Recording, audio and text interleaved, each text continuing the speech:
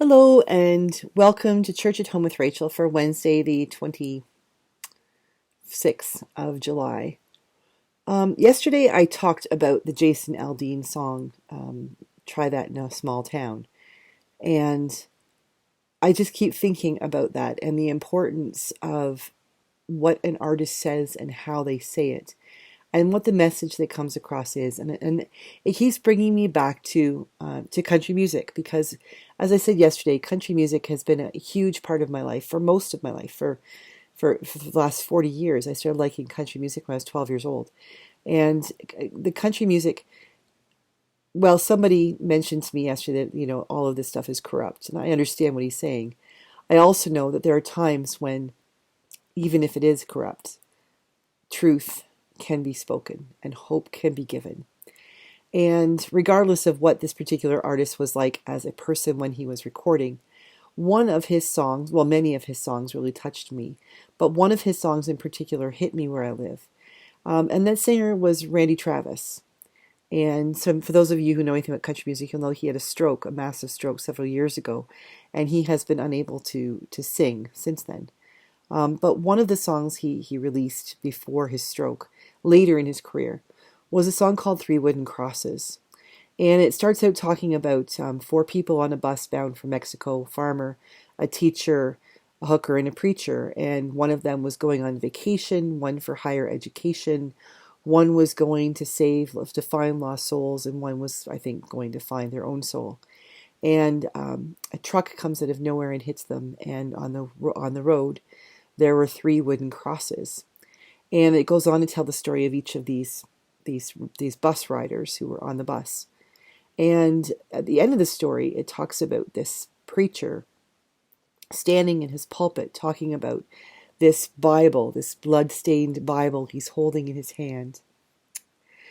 And he talks about the preacher talking to the hooker as they've been injured. And he says he's this blood-stained Bible, and that the answers, the hope that they have for when this is all over is in this book, in this blood-stained Bible. And he says the preacher, placed this Bible in that hooker's hands.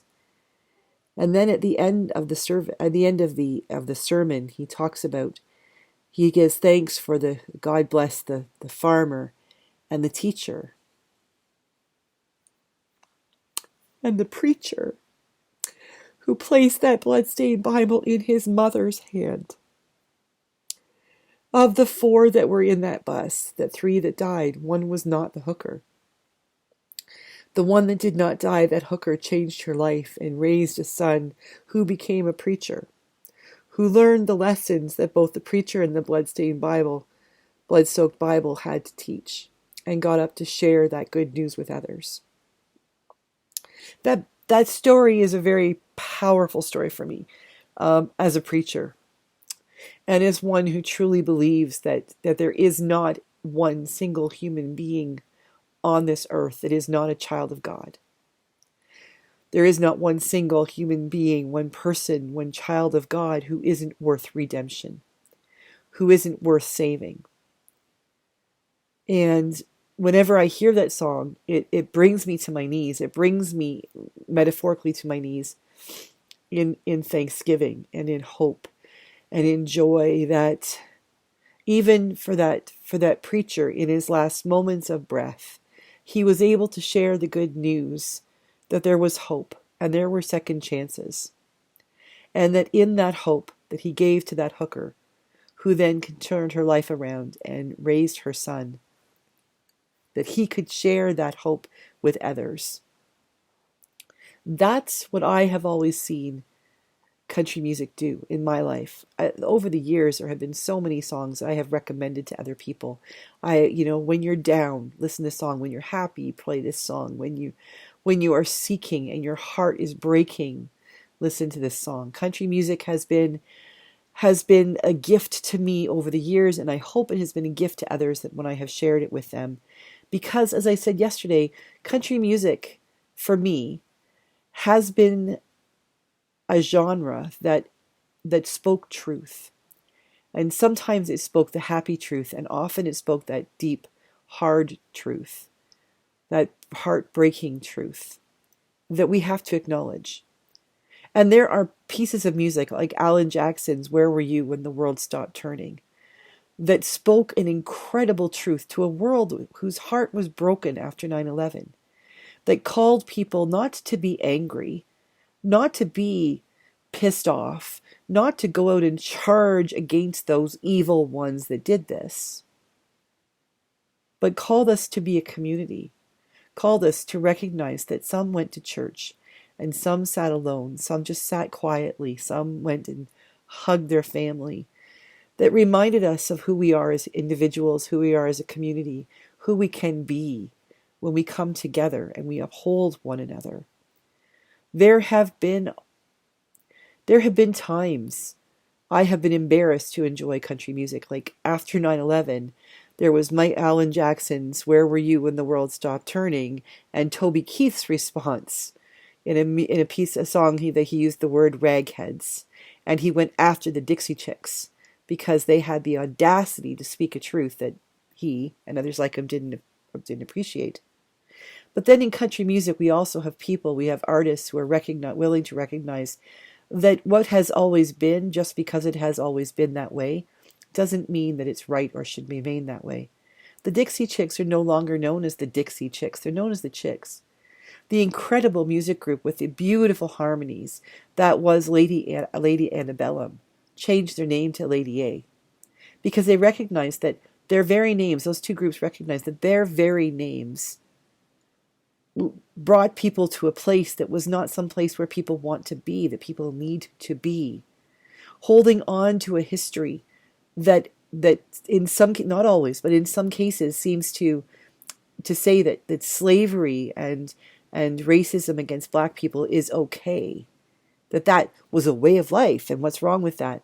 They recognized that wasn't an okay way of life, and that their names, the Dixie Chicks and Lady Antebellum, were actually hearkening back to something that wasn't a glorious history, that wasn't a history that was worthy of a name of the good old days, but actually for many, many people caused harm and brought back bad memories. And so they made the decision to rebrand, so to speak, to step out and say, we're going to take a chance that maybe this won't be very popular for all of our fans. But this is important to who we are and the integrity that we have and the call we have to be good human beings, to try to reach out in hope and grace and peace and respect the dignity of everybody. And you know what we can do? We can drop those offensive names from our name, those offensive parts from our name. So now we've got the Chicks, who still publish the most incredible music with the incredible talent of three women who play instruments like nobody's business and who have melodious harmonies and incredible voices. And Lady Antebellum, who sings incredible, wonderful music, and they don't need, or Lady A, I should say, who sings incredible music, who don't need the word antebellum behind their name to share the fact that what they have to share is fun and beautiful and romantic and cheeky and all those things that country music is best known for. Three Wooden Crosses by Randy Travis is country music. Randy Travis is what country was when I was growing up, and in my mind is still what country is. There are times when I can't recognize country music from pop, and that's not a bad thing. But for those of us who really like the country sound, or the folk sound as some people might call it, Randy Travis was speaking truth. Dolly Parton, Kenny Rogers, Charlie Pride. We go back in time and realize there are all kinds of people who sing incredible country music. Lots of people today, lots of contemporary artists who sing incredible country music without the need to be offensive, without the need to come down on one side of a political line and say, there you go, I dare you to tell me I'm wrong. Music can pull people apart, as Jason Aldean's song seems to be doing, or it can pull people together. It can remind us, like Randy Travis's song, Three Wooden Crosses, it can remind us that at heart, as children of God, we are called to respect the dignity of every human being. And really, the moral, the message from that story in Three Wooden Crosses of a preacher who would place that Bible that blood-soaked Bible in the hands of a hooker.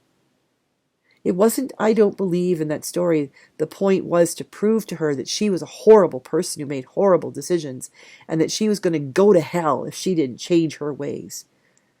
I think that was a preacher who in his last breath looked upon another child of God and said, there is hope, my friend. All you have to do is accept it. And he trusted that God would do the work. And God did the work. And that woman raised up a beautiful young man who one day became the one who shared that story with other people, a story of reconciliation and forgiveness and redemption. For me, this is what country music is about. We need music that says we can cross those lines. Doesn't matter whether you're woke or not.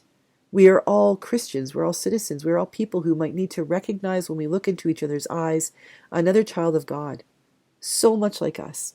And rather than yelling about our guns and what's right or what's wrong with our politics, we need to recognize that we are all human beings.